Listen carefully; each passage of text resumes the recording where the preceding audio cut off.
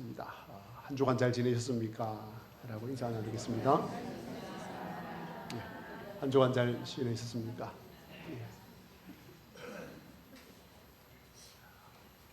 하나님께서 성도들의 모든 죄의 문제를 해결해 주셨습니다. 그래서 성도는 더 이상 정죄를 당하지 않는 사람이 되었습니다.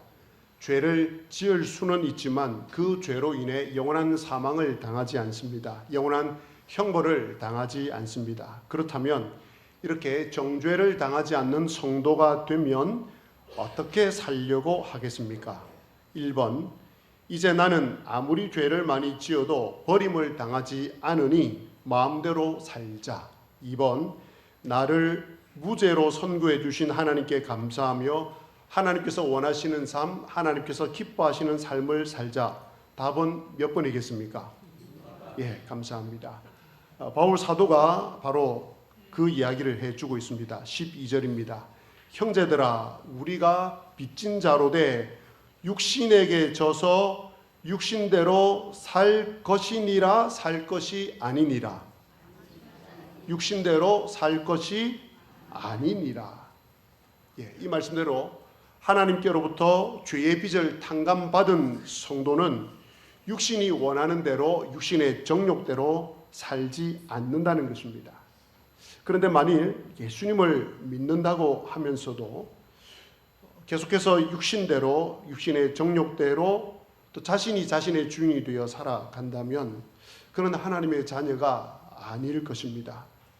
교회는 다니지만 하나님을 주인으로 모시고 살아가면서 겪는 신앙 이야기, 믿음 이야기가 없다면 하나님의 자녀가 아닐 수 있을 것입니다. 예배와 기도와 성령 충만에 관한 이런 이야기는 없고 늘 세상 이야기, 돈 이야기, 정욕과 관련된 이런 이야기만 하고 살아간다면 그는 하나님의 자녀가 아닐 것입니다. 오늘 12절이 말씀한 대로 성령님이 계신 사람은, 하나님의 자녀가 된 사람은 일상의 삶에서 성령님이 원하는 것을 따르려고 합니다. 육신의 정욕을 죽이려고 합니다. 그런 사람은 구원을 얻고 영원한 생명을 누리게 됩니다. 13절이 이 사실을 확인해 줍니다. 13절을 보시기 바랍니다. 너희가 육신대로 살면 반드시 죽을 것이로되 영으로서 몸의 행실을 죽이면 살리니. 자, 육신대로 살면 반드시 어떻게 된다고 말합니까? 죽을 것이로되. 여기서 죽음은 영원한 사망입니다. 반대로 영으로서 몸의 행실을 죽이면 뭐하리니? 살리니 라고 이야기를 합니다. 예수님을 믿고 모든 죄를 용서함 받았지만 여전히 몸의 행실을 죽이며 살아가야 될 만큼 죄가 우리 속에 역사를 하고 있다는 것입니다. 죄가 우리 속에 역사를 하고 있지만 몸의 행실을 죽이면 우리는 산다고 이야기합니다. 영원한 생명, 영원한 천국을 소유하게 된다고 말씀합니다. 자, 그런데 여기서 13절 마지막 구절을 한번 잘 보시기 바랍니다. 성도는 한 번 더 띄워주시겠습니까? 13절을. 성도는 무엇으로서 몸의 행실을 죽인다고 합니까? 영으로서입니다. 여기 나오는 영은 그냥 우리 안에 있는 우리가 영적인 존재다라고 할 때 그것이 아니라 성령을 가리킵니다. 성령으로서 몸의 행실을 죽인다는 것입니다. 이 구절은 아주 놀라운 말씀입니다. 성령님이 그 마음 가운데 있는 성도는 삶에 어떤 일, 어떤 현상이 일어나는지를 보여줍니다. 아마 여러분도 경험을 했을 것입니다. 성령님께서는 성도가 육신대로 살려고 하는 것을 간섭하시고 막아주십니다.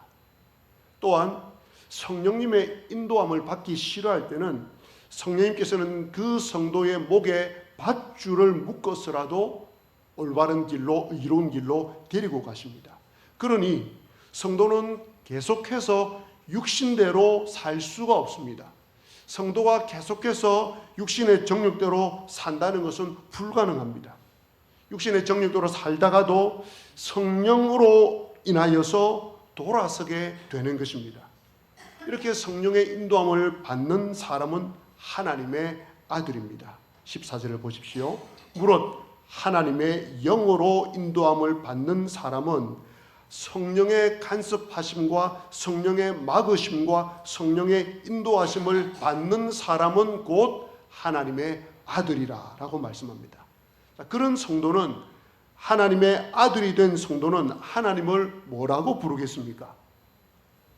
15절입니다. 같이 한번 보겠습니다. 같이 한번 읽어볼까요? 시작. 너희는 다시 무서워하는 종의 영을 받지 아니하고 양자의 영을 받았으므로 우리가 아빠 아버지라고 부르짖느니라.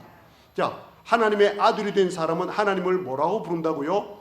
아빠 아버지라고 부릅니다. 여기서 아빠라고 번역된 이 헬라어 단어는 헬라어가 아니라 아람어입니다. 아람어로 아바라는 단어인데 참 놀랍게도 아람어 아바라는 단어와 우리말 아빠라는 단어가 참 비슷합니다. 비읍 하나만 더 들어가면 똑같은 표현이 됩니다. 그래서 아람어를 이스라엘 사람들이 이제 거의 익숙하게 사용을 했는데 아바라고 부를 때 그 뜻은 아버지를 아이가 친숙하고 다정하게 부를 때 사용하는 단어입니다. 오늘 한국 사회 속에서 아이가 아버지를 어릴 때 다정하게 부를 때 어떻게 부릅니까?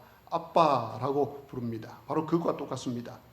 하나님께서는 저와 여러분의 모든 죄를 용서해 주셨을 뿐만 아니라 하나님을 뭐라고요? 아빠, 아버지라고 부르도록 하셨습니다.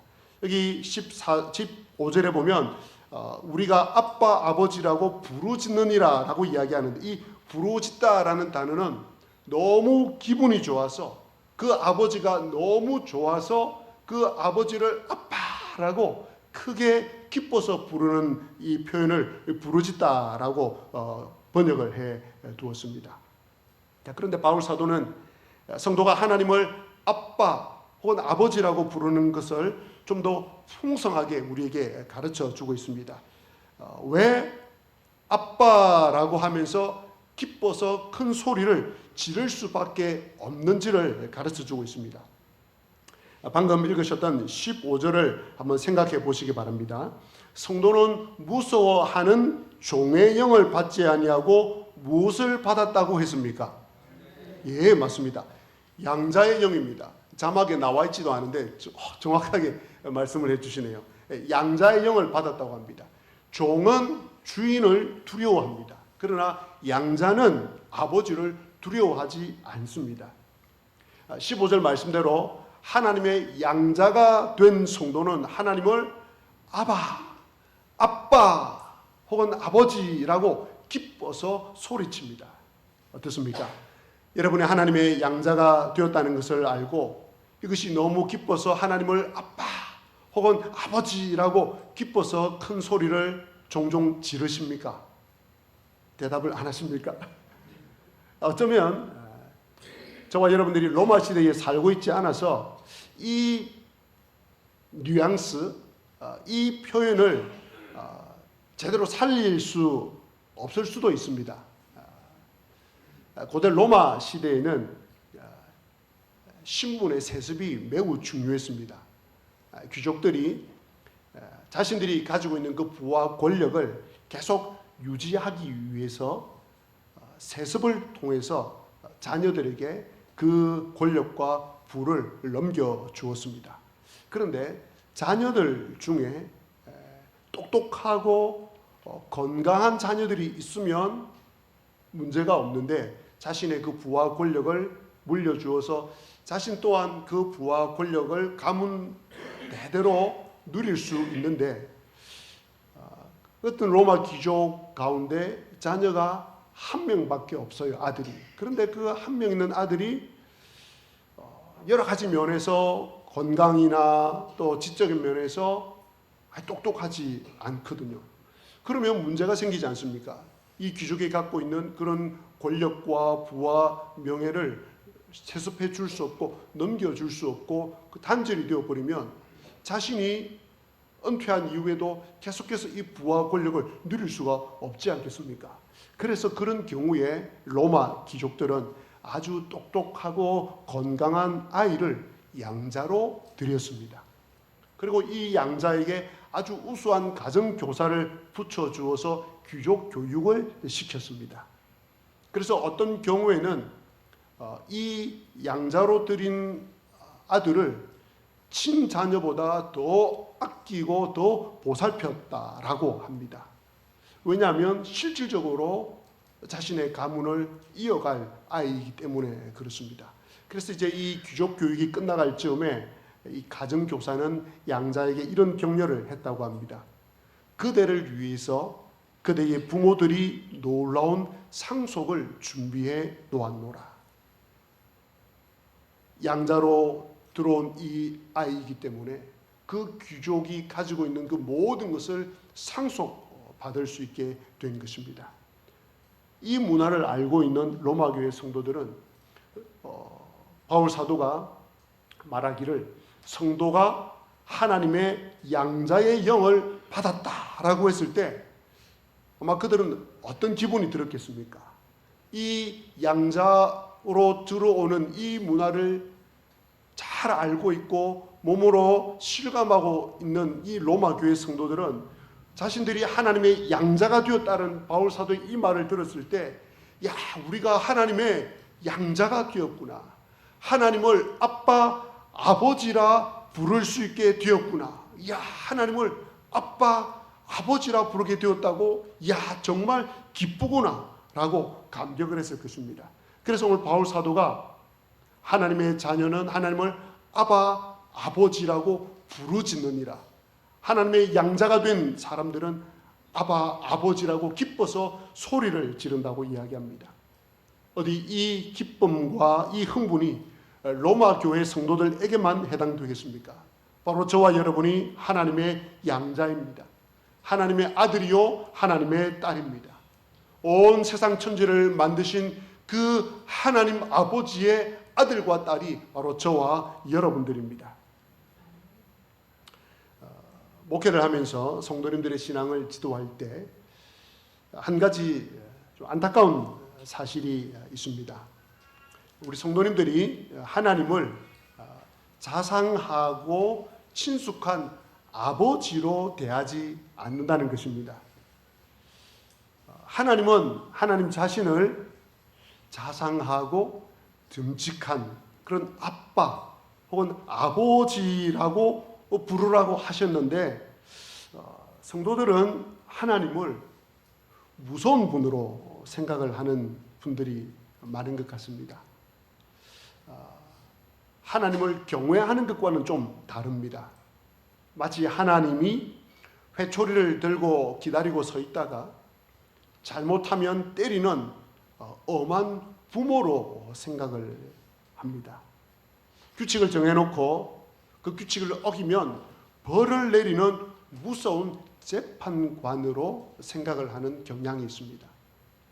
내가 하나님 앞에서 해야 될 사명을 감당하지 못하면 하나님께서는 마치 나를 아들이 아닌 것처럼, 별로 쓸모없는 것처럼 그런 아들 취급하지는 않을까라는 생각을 가지고 이 경직된 몸과 마음으로 하나님을 대한다는 것입니다.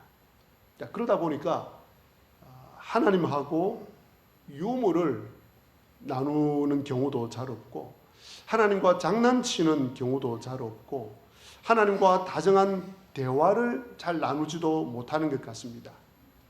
기도할 때도 꼭 이방 종교인들이 하는 대로 혹은 무속 종교인들이 하는 대로 그저 딱딱하게 빌기만 하는 것 같습니다. 어린 아이처럼 다정하고 친근하게 하나님 아버지와 대화를 잘 하지 않는 것 같습니다. 하나님께서 얼마나 서운하고 섭섭하시겠습니까? 실컷 죄를 용서해 주고 너무 사랑하여서 아들과 딸로 양자로 삼았는데, 그래서 하나님을 아바, 아빠라고 부르라고 하셨는데, 성도님들은 하나님을 다정하고 친근하게 아빠 혹은 아버지라고 그렇게 대하지 않는 것입니다. 하나님께서는 십자가에 달려 죽으실 만큼 저와 여러분을 너무 사랑하십니다. 여러분이 하나님의 사랑스러운 아들과 딸이 되어서 다가오기를 원하십니다. 하나님을 다정하고 친근한 아빠로 대하시기를 바랍니다. 기도할 때도 주시옵소서, 아버지 주시옵소서라고 하는 기도도 좋습니다. 예, 그런 표현도 좋습니다. 하지만 때로는 종종 자주 하나님이 나의 아빠인데 그 아빠인 하나님에게 나아가서 기도할 때 한번 기도의 문장을 바꿔보시기를 바랍니다. 다정하고 친근한 아빠 대하듯이 기도해 보시기 바랍니다. 혹 여러분의 어린 자녀들이 여러분에게 나와서 아버지 책 하나 사주시옵소서 그렇게 합니까? 아버지 피를 흘리고 있사옵나이다 약을 처방해 주옵소서 그리 하지 않지 않습니까? 또 힘들고 슬픈 일이 어려운 일이 있을 때 그냥 신발을 벗고 쫓아와가지고 아이가 아빠에게 막 도와달라고 할 때 형식과 어떤 틀을 갖추고 이야기하지 않지 않습니까? 때로는 과격하게 그러나 친근함과 다정함으로 아빠에게 다가오지 않습니까? 그리고 아빠에게 뭔가를 부탁하지 않습니까? 혹 이런 말씀을 들을 때에 어떤 성도는 어릴 적부터 아버지로부터 상처를 받았거나 또 아버지와 안 좋은 관계로 인하여서 하나님을 아빠 혹은 아버지로 부르는 것에 대해서 거부감이 든다고 말하는 분이 있습니다. 이제 하나님을 아빠, 아버지라고 부를 때에 하나님에 대해서 자상한 이미지, 다정스러운 이미지가 연상이 안 된다고 이야기를 합니다. 그래서 많은 신학자들과 또 목회자들은 그럴 때는 아버지 대신 나에게 다정하고 친근하게 나를 대해주었던 어머니 이미지를 떠올리면서 하나님을 아빠, 아버지라고 부르라고 이야기를 합니다. 저는 하나님을 아빠 혹은 아버지라고 다정하게 대하고 다정하게 부르고 또 이렇게 기도하면 여러분의 신앙생활, 기도생활이 완전히 달라질 것입니다. 정말 새롭고 멋지고 아주 황홀한 경험을 하게 될 것입니다. 아버지, 하나님 아버지, 하나님 아빠. 어쩌면 여러분 가운데 하나님을 아빠라고 불러본 분이 없을 수도, 하나님을 아빠라고 부른 적이 없는 분도 있을 것입니다. 근데 오늘 성경은 하나님께서는 우리에게 자신을 아빠라고 부르라고 그렇게 말씀을 하시거든요. 양자로 삼으면서. 우리는 이 말씀을 따라서 하나님을 아빠라고 불러보는 것이 신앙생활에 매우 유익합니다. 저도 종종 그렇게 합니다. 기도할 때 하나님 아버지라고 할 때도 있지만 때로 하나님 아빠라고 하면 그 다음에 이어지는 기도의 문장이 완전 달라집니다. 하나님 아버지라고 하면 주시옵소서라고 하게 되는데 하나님 아빠라고 하면 근데 하나님 있잖아요. 아빠 있잖아요. 그건 되게 어려웠어요. 아빠, 그건 되게 힘들었어요. 아빠, 이것 좀 도와주면 안 돼요? 라고 훨씬 더 다정하고 친근하게 하나님께 기도하면서 나아가게 되는 제 자신을 보게 됩니다. 여러분도 한번 하나님을 아빠라고 불러보면서 하나님을 대하시고 또 기도해 보시기를 바랍니다.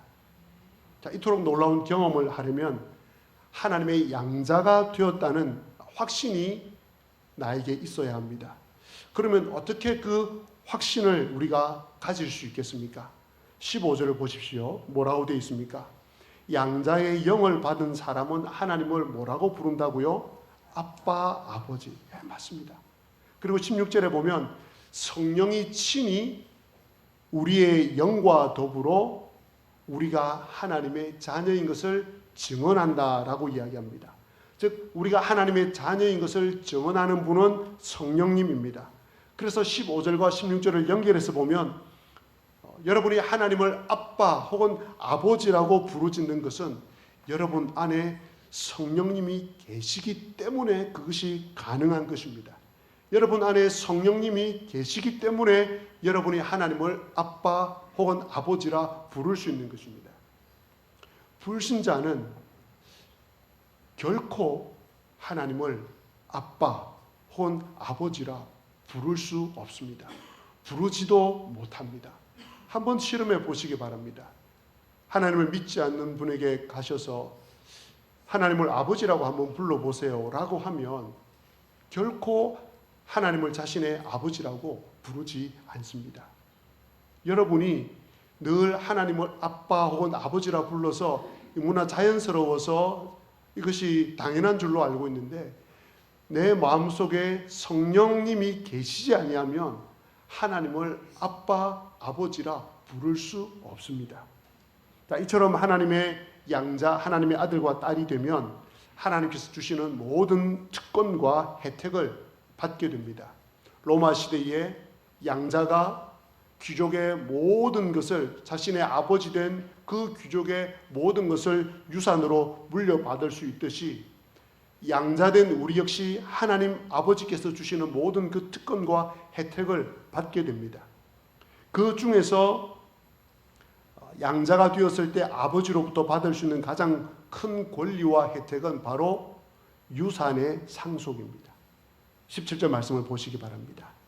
자녀이면 또한 상속자 곧 하나님의 상속자요 그리스도와 함께한 상속자니라고 말씀하고 있습니다. 하나님의 상속자입니다. 하나님의 양자가 된 사람은 하나님의 모든 것을 물려받을 수 있는 유산을 물려받을 수 있는 상속자가 된 것입니다. 이 세상의 그 어떤 유산과도 비교할 수 없는 유산, 온 세상 천지 만물 하나님께 있는 그 모든 것을 유산으로 물려받을 수 있는 상속자가 되었습니다. 자, 그런데 그 상속이 무엇입니까? 상속받는 것이 무엇입니까? 17절을 보시면 나옵니다. 자녀이면 또한 상속자 곧 하나님의 상속자요 그리스도와 함께한 상속자니 우리가 그와 함께 무엇을 받기 위하여? 영광을 받기 위하여. 영광을 받기 위하여라고 말씀하고 있습니다. 그러면 우리가 어떤 영광을 상속받겠습니까? 우리가 상속받는 그 영광의 내용물이 무엇이겠습니까? 21절 말씀입니다. 21절 말씀 제가 읽겠습니다. 그 바라는 것은 피조물도 썩어짐의 종노릇 한 데서 해방되어 하나님의 자녀들의 영광의 자유에 이르는 것이니라. 이 구절은 설명이 좀 필요합니다. 한번 보시기 바랍니다. 이 말씀이 무슨 뜻이냐면 모든 피조물은 자연 만물은 인간이 타락할 때 저주를 함께 받았습니다. 그래서 모든 자연 만물은 썩어질 수밖에 없는 상태가 되었습니다. 우리가 과학적으로 증명할 수 있는 모든 것들을 다 알 수 없지만 현재 모든 자연 만물의 상태는 처음 하나님께서 지어졌을 때와 똑같은 상태는 아닙니다. 혼란한 상태입니다. 피조물이 썩어짐의 종로를 탄다고 말씀을 하고 있습니다. 정상적인 순환 과정이 아니라는 것입니다. 자연 만물이 부패하고 있다는 것입니다. 여러분들이 잘 아시는 대로 자연 만물들끼리도 서로 약탈하고 그로 인해서 자연 만물 속에도 동식물 가운데서도 그로 인한 약탈로 인한 고통이 있음을 우리는 조금 알고 있습니다. 자, 그런데 21절 마지막 부분을 한번 떠올려 보시기 바랍니다. 이 피조물들도 이런 썩어짐의 종로로 돼서 해방되어서 훗날 하나님의 자녀와 함께 누리게 될 것이 있다고 하는데 그 누리게 될 것이 무엇이라고 합니까? 하나님의 자녀들의 영광의 자유입니다. 자, 여기서 우리는 아주 중요한 사실을 이제 발견하게 됩니다. 그 피조물들이 썩어지면서 종로릇 한 데서 벗어나서 하나님의 자녀들이 누리게 되는 것을 함께 누리게 되는데 그것이 뭐냐면 하나님의 자녀들이 누리게 되는 그 영광의 자유입니다. 우리가 하나님으로부터 상속받게 되는 그것을 영광이라고 이야기했는데 그 영광의 내용물이 뭐냐면 영광의 자유입니다. 영광의 자유라는 말이 무슨 말입니까? 예수님께서 재림하실 때 우리 모두는 부활할 것입니다. 그때 우리를 얽매고 있는 모든 억압, 속박, 모든 탄식으로부터 우리는 벗어나게 될 것입니다. 자유하게 될 것입니다. 요한계시록에 나오는 표현대로 모든 이별과 슬픔과 고통과 죄와 사망으로부터 완전히 벗어나게 될 것입니다. 완전히 자유하게 될 것입니다. 과거의 일도 영향을 받지 않고 앞으로도 부활 이후에 우리의 삶도 그 어떤 속박, 그 어떤 탄식, 그 어떤 억압, 그 어떤 이별, 슬픔, 고통, 죄와 사망도 우리를 억압하지 못합니다. 우리는 이 모든 것들로부터 자유하게 됩니다. 벗어나게 됩니다. 바로 이 벗어남, 이 자유가 성도가 상속받게 될 영광입니다. 그래서 성도는 이 영광으로 인하여서 신령한 몸, 변화된 몸으로 하나님과 함께 하나님께서 계신 곳에서 영원토록 함께 살게 되는 것입니다. 그런데 죄가 머물고 있는 이 육신을 가지고 살아가는 이 땅을 살아가는 동안에는 이 자유를 이 모든 억압으로부터 고통으로부터 완전히 벗어나지 못합니다. 완전히 자유하지 못합니다. 오히려 하나님의 자녀로 살아가는 것 때문에 고난을 받습니다. 17절을 한번 보시기 바랍니다. 자녀이면 또한 상속자 곧 하나님의 상속자요 그리스도와 함께한 상속자니 우리가 그와 함께 영광을 받기 위하여 무엇도 함께 받아야 할 것이라고요? 고난도 함께 받아야 할 것이라고 말합니다. 성도는 하나님께서 주시는 그 놀라운 영광, 그 영광을 받기 위하여 이 땅에서 하나님의 자녀로서 고난도 함께 받아야 한다고 말씀합니다. 여러분들께서 잘 아시고 또 경험하신 대로 하나님의 법대로 하나님의 말씀대로 살려고 하면 고난을 받을 수밖에 없습니다. 어떤 고난이 있습니까? 예수님 믿는 것 때문에 핍박을 당하기도 합니다. 예수님 믿는 것 때문에 진급도 잘 안 될 때가 있습니다. 제가 직장생활 할 때도 그랬고 세월이 제법 오래 지나서 제가 20대 중후반에 28까지 제대하고 이렇게 직장생활을 했는데 그리고 이제 목회를 하고 40대 중반이 되어서 제가 다시 어떤 경우에 인하여서 또 직장생활을 했는데 여전히 마찬가지더라고요. 직장생활을 할 때 그리스도인이라는 사실을 드러내면 유익이 없더라고요. 제가 20대 때 직생활할 때는 제 상사들도 그랬고 예수님 믿는 것을 드러내지 않더라고요. 직장 안에 있는 신우의 모임을 할 때에 안 오는 분들에게 물어보면 드러내면 진급에 불이익이 있다고 별로 안 좋다고 신우의 모임도 오지 않고 그리스도인임을 드러내지 않는 것을 보게 되었거든요. 직장생활 속에서 예수님을 믿는 것을 드러내면 여러 가지로 불이익을 당할 수 있습니다. 또 예수님 믿는 것 때문에 이런 부동산과 같은 것들을 투기하지 않아서 남들처럼 투기를 하지 않아서 재산을 많이 모으지 못할 수도 있습니다. 또 예수님 믿는 것 때문에 바르게 하려다 보니까 남들처럼 큰 성공, 그래서 큰 성공이라는 것은 올바르게 해서 거둔 큰 성공이 아니라 잘못된 편법을 가지고 거둔 그런 성공을 말합니다. 그런 성공을 거두지 못합니다. 또 세상적인 방법, 그 중에서도 누구나 다 하는 겁니다. 그건 라고 하는 것들을 거부하고 말씀대로 정직하게 살다 보니까 손해를 보게 됩니다. 하나님 나라와 의를 먼저 구하느라고 자기의 이익을 얻지 못할 때도 있습니다. 만일 여러분께서 하나님의 자녀로 살아가는데 이런 고난이 없다면 한번 여러분 스스로를 생각해 보시기 바랍니다. 내가 하나님의 자녀로 살아가는데 왜 나에게 이런 고난이 없을까? 어쩌면 그리스도인이 아니거나 아니면 그리스도인이면서도 세상 방식으로 살아가고 있기 때문이 아닐까요? 말씀에 순종하지 않거나 하나님께서 주신 그 사명을 뒷전으로 밀어놓고 살아가고 있기 때문은 아닐까요?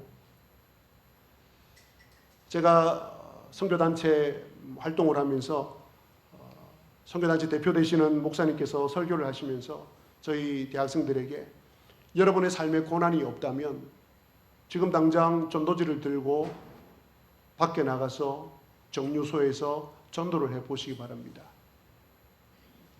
사람들이 당신을 어떻게 대하는지 경험해 보시기를 바랍니다. 당신에게 욕을 하거나 또한 눈총을 주거나 전도지를 가차없이 땅에 버리고 짓밟는 것들을 경험해 보시기를 바랍니다. 사람들에게 예수를 믿으라라고 말을 해보시기 바랍니다. 그러면 고난을 바로 경험할 수 있을 것입니다. 라는 이야기를 했습니다. 저희 지세포에 와서, 교회에 와서 저희 화요 전도팀과 함께 화요일마다 전도를 나가면 매주마다 이런 크고 작은 어려움들을 경험하게 됩니다. 그렇지만 이런 고난을 받지만 이 고난은 장차 성도에게 나타날, 성도가 얻게 될 그 영광과 비교할 수 없습니다. 18절 말씀입니다. 생각하건대 현재의 고난은 장차 우리에게 나타날 영광과 비교할 수 없도다. 앞에서 말씀드린 성도가 장차 얻게 될 그 영광의 자유, 모든 억압과 탄식과 고통과 슬픔으로부터 벗어나게 되는 그 자유를 한번 떠올려 보시기를 바랍니다. 눈물과 고통으로부터 완전히 벗어나는 그 자유를 떠올려 보시기를 바랍니다. 현재의 고난과 장차 여러분이 얻게 될 그 영광을 비교해 보시기를 바랍니다. 저희 교회 성도님들 중에서도 그렇고 또 제가 섬겨왔던 교회 성도님들 가운데 정말 신실하고 귀한 분들 가운데 불면으로 평생 고통을 당하는 분들을 만나게 됩니다. 얼마나 참 힘들어 하시는지 모릅니다. 밤에 잠을 못 자니까요. 새벽이 돼서야 겨우 잠을 잘 수 있으니까요. 참 마음이 아프더라고요. 아주 오랜 20년, 30년 이상 이렇게 불면으로 잠을 못 자서 늘 약을 먹고 주무시는 분들을 제가 보았습니다. 장차 우리 주님께서 오시면 우리 모두가 부활할 터인데 그때는 그런 불면의 고통과 또 그 외에 그 어떤 억압과 불안과 슬픔이 우리에게서 벗어날 것입니다. 영원토록 그런 억압과 고통과 슬픔이 없을 것입니다. 이 땅에서 여러분이 겪는 이 잠깐의 고통은 그 영광의 자유와는 비교할 수 없습니다. 이 땅에서 겪는 그리스도인이라는 것 때문에 겪는 이 고통은 잠깐입니다. 그런데 우리가 누리게 될 그 영광의 자유, 그 모든 억압으로부터의 벗어남은 영원함입니다. 자, 그렇다면 그 영광을 우리가 받기 위해서 이 땅을 어떻게 살아가야 하겠습니까? 25절이 우리에게 답을 해주고 있습니다. 만일 우리가 보지 못하는 것을 바라면, 우리가 당장 우리 눈앞에 보지 못하는 그 영광의 자유를, 그 보지 못하는 것을 바라면 참음으로 기다릴지니라 라고 이야기합니다. 현재의 고난에 대해서 참음으로 기다리라 라고 이야기를 합니다. 이 기다리는 방법, 이 잘 기다릴 수 있는 비결이 뭐냐면 비교하는 것입니다. 비교하는 것입니다. 앞에서 잠시 말씀드린 대로 하나님의 자녀로 살아가면서 당하는 그 고난과 장차 여러분들이 얻게 될 영광을 비교해 보십시오. 여러분이 그렇지는 않겠지만 남을 속이고 세속적인 방법으로 돈을 모으려는 그 충동과 그래서 얻게 될 그 재물과 장차 얻게 될 영광을 비교해 보십시오. 지금 겪는 슬픔과 질병과 고통과 그리고 장차 나타날 그 영광의 자유를 비교해 보십시오. 비교가 됩니까? 비교가 되지 않습니다. 아니, 비교할 수도 없습니다. 우리가 장차 누리고 얻게 될 그 영광의 자유는 영원한 것입니다. 바라옵기는 이 땅을 살아가시면서 양자됨의 은혜, 하나님의 아들, 딸 되었다는 그 은혜, 그 은혜가 주는 축복을 누리시기를 바랍니다.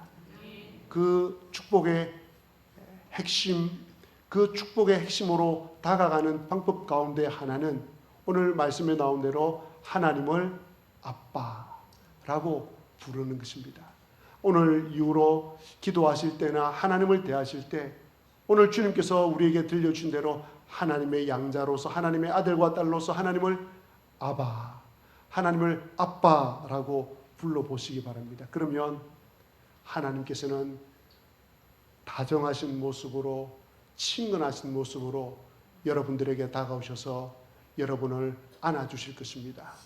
여러분이 힘들 때 여러분을 업고 여러분의 인생길을 걸어가 주실 것입니다. 기도하시겠습니다. 말씀